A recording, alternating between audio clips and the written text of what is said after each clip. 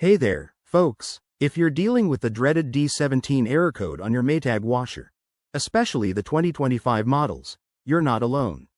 This frustrating issue can stop your laundry day in its tracks, but don't worry. I'm here to break it down step by step and get you back on track quickly. First off, let's understand what the D17 error means. In Maytag washers, this code typically signals a problem with the door lock mechanism.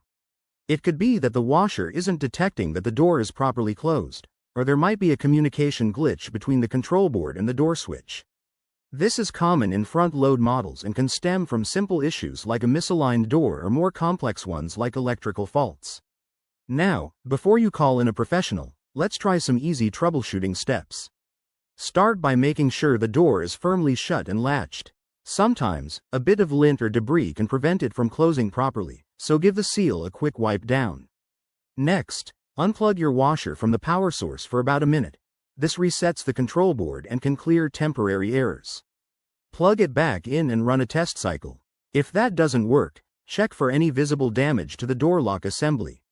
You might need to remove the front panel to inspect it, but be cautious and unplug the machine first to avoid any risks.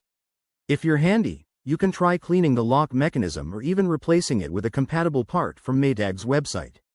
Remember, for 2025 models, always refer to your user manual for specific instructions. If these steps don't resolve the issue, it could indicate a deeper problem, like a faulty control board or wiring issue, and that's when you should contact a certified technician.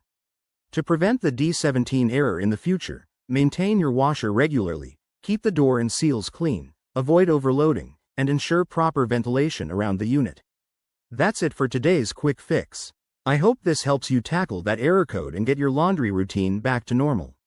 If you have more questions or your own tips, drop them in the comments below. Don't forget to like and subscribe for more home appliance hacks. Thanks for watching, and see you next time.